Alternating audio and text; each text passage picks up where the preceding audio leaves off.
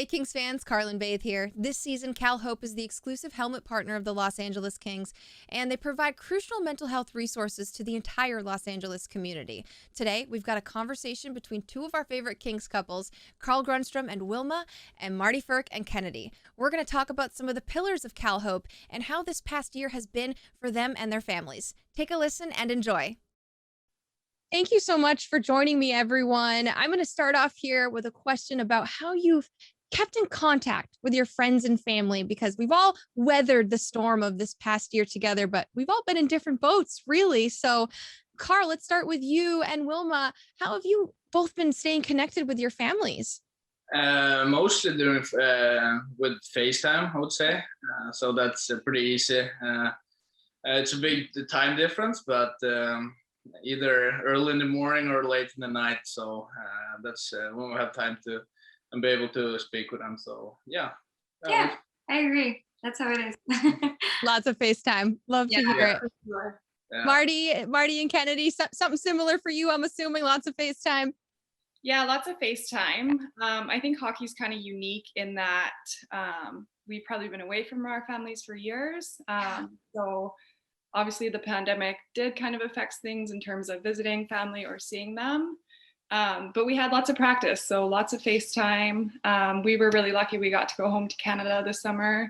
Wow. We didn't get back to Europe, but hopefully in the next little bit we can see Marty's family in person. And yeah, definitely, like how Carl said, it's the time difference quite a lot, so you have to do it in the morning or at night. But yeah, it's with the COVID, everything kind of was a little bit harder, not to travel, but you just have to you call or you text, and you just try to stay in touch and see how they're doing and also how we're doing here. So yeah, so far so good. It would be nice to see them, but that's just how it goes right now.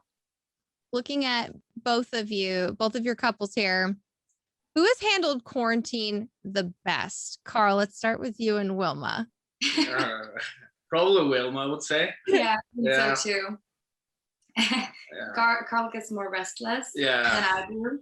So Yeah. I think that's why probably. Yeah, for sure. Carl's an adventure guy.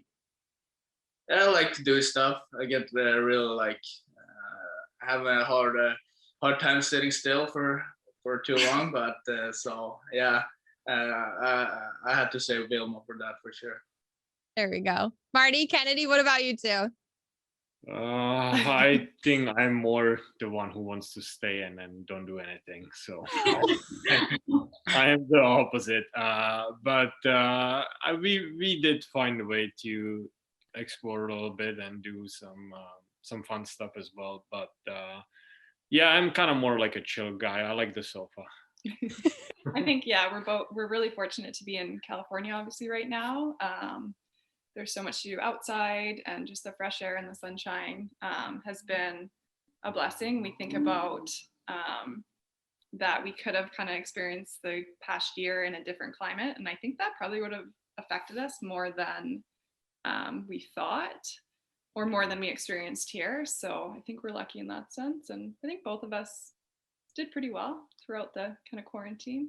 Yeah. You're all so lucky. California is such a good outdoor area to kind of be able to explore and get some sunshine when you can. So you're very fortunate in that regard. Exactly. We're going to talk about sleep now. And you're mentioning, waking up early, having to FaceTime families and such.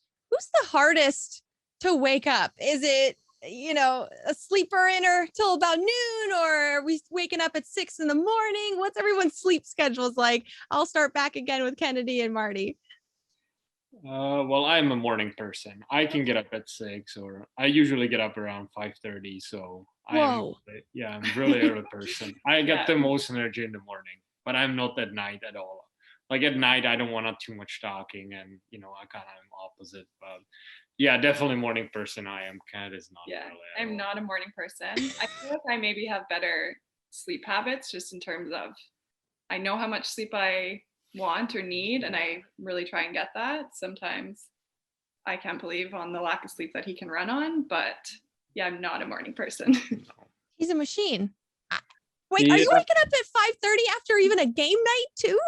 Yeah, I can't sleep usually. I don't know why. Like I just get up and like I just open my eyes and that's all, I guess. And start running the day. My eyes are open, they're shutting again. Oh my goodness. Carl, Wilma, what about you two?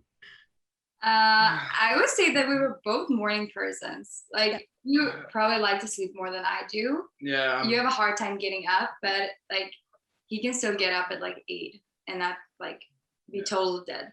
Yeah. I'm pretty tired in the morning, so. Raise your hand if you're a napper. I won't even make you go into detail. There we go. Yeah, the girls are like, maybe. Love to hear it. Well, what about meditation? Does anybody meditate between the two couples here? Any meditators? No. Well, I did some like mindfulness in Sweden. We were in Sweden for the summer, so I did a lot of that then, but not now. What would maybe serve as a substitute for meditation? Because there's different ways to practice mindfulness, right? Maybe you get so zoned into a hobby or there's something that makes you relax. Like we were talking about being outdoors in SoCal. Are there other things that come to mind when you think of mindfulness? Yeah, I think I struggle with meditation, but I think this past year I've started a little bit more just journaling in the morning, or like I use like a 5-minute journal. And so just kind of giving more time to acknowledge what you're grateful for and how you can make today great. And then also, I know this is going to sound weird, but just walks on your own sometimes with a podcast or with whatever, and just to get outside and kind of, I don't know, have your half an hour to yourself and just kind of practice gratefulness and just that mindfulness, I suppose. That's huge. Everybody needs a little bit of me time, right? that's a great thing to practice for sure. We're going to talk about food now. And I mean, this past year, cooking at home is in everybody's wheelhouse now. If you weren't cooking at home before, you're forced to now. And do we have any cooks in this group here? Raise your hand. You love to cook. And oh, the ladies love to cook. I love to see it. Oh my goodness. Wilma, let's start with you. What's the cooking been like at home, and what are some of your favorite dishes you've been making? I think it's been fun. We've been trying to try a different like new recipes just to like spice it up a little bit since you can't go outside and eat. So that has been really fun, but it's hard to find things you like. You know, it's often like the same every day, or like not every day, but every week. It's hard to spice it up, but we're trying at least. What about you, Kennedy? So I'm probably the cook between the two of us. However, of course, Marty learned how to make bread this year. Yeah, nice. So that's kind of his specialty. But yeah, I think I like to eat healthy. I know how food can affect, obviously, an athlete and how it affects how you feel.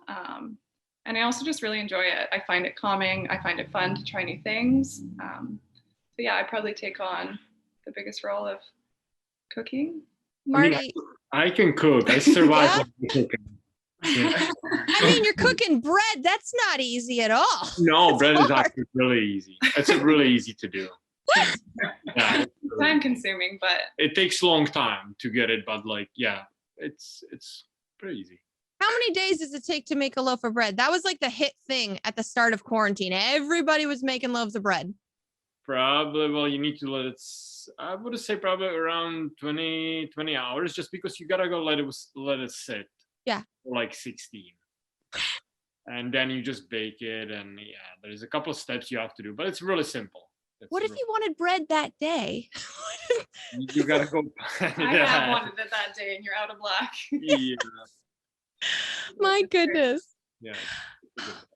It's kind of European bread, so I enjoy having that. Maybe we're gonna have to get the recipe from you if you don't mind. We gotta get the Kings fans making the Marty Frk bread special. All right. Yeah, I was going to actually bake some and bring it to the ring so the guys can try it, but would have to make like 2 of them. A lot of guys. There are a lot of guys for sure. We'll end with this question here, and you both are in these relationships, right? And you've had to spend more time with one another than probably ever and found things out and just kind of grown together as partners. And as you're growing over this past year, who is the better listener that you've found out between the two of each of you? Carl, we'll start with you. Probably Wilma, I would say. What makes her such a good listener? Yeah, she likes to listen. So, yeah, I would say Wilma. Wilma, do you agree? I agree, but I think we're both pretty good listeners. We're trying to like respect each other, like let one another have like the space and like the time to talk, and just like be respectful. And I feel like we really growed on that part, like over the quarantine. I feel like that's important. And how great has it been just to have one another? We all feel like we're on our own islands, during this past year, but just relying on the people that you love, and whether it's your family far away or Carl right next to you, how important has that been for you? Really important. We had the luck to go back to Sweden, so we actually got to meet our like closest friends and family, which was so nice. But just having Carl like by my side all the time, it's great, and I feel like we've gotten really close this past year, and yeah, it's amazing. Oh, Kennedy, what about you and Marty? Who would be the better listener? And same question, how have you both kind of grown more connected over this past year? Well, I'm definitely not a good listener. He's improving. I forget a lot of things what Kennedy said to me, and I need to ask like 10 times about it. Then I finally remember. But yeah, sometimes it feels it goes one of my ear and another one just goes out right away. But I'm trying to get better with a lot of stuff. What she telling me about, or like what's like just when we talk. So. But yeah, she's definitely better with all that stuff. She remembers a lot of things, and it's good, but it also can hurt me sometimes when I don't remember. So He needs a 5-minute journal, Kennedy. Yeah, I know think that's what we were talking about a couple of days ago. Yeah, I think he's somewhat of a selective listener. If it's something that I feel like it's important, I feel like he's a supportive listener. But if it's like, hey, you have this tomorrow at this time, it's in one ear out the other. So there's been I've gotten very good at reminding him of, hey, I have this at this time, or you have this at this time. So I think it's small things that your listening skills could maybe improve, but the big things, I always feel supportive, and I always feel like if it's something that I need to talk about, that he's there for me. Well, I can't thank you all enough for joining me today and touching base on all of these pillars that are underneath CalHope and their system. And it's so important to talk about our real lives and get Kings fans to take a peek inside of your worlds. And I'm sure this helped somebody else who is also going through the same things that we all are. And with that being said, I think we should end this with a Go Kings Go. What do you all think? Absolutely. Yeah. All right. 1, 2, 3. Go Kings go. Hopefully the internet latency didn't make it all over the place. Thanks again to Carl and Wilma and Marty and Kennedy for having this conversation about how this past year has been for them and their families. And Kings fans, I'm sure you heard some similarities between what they've been through and maybe what you and your families have been through as well.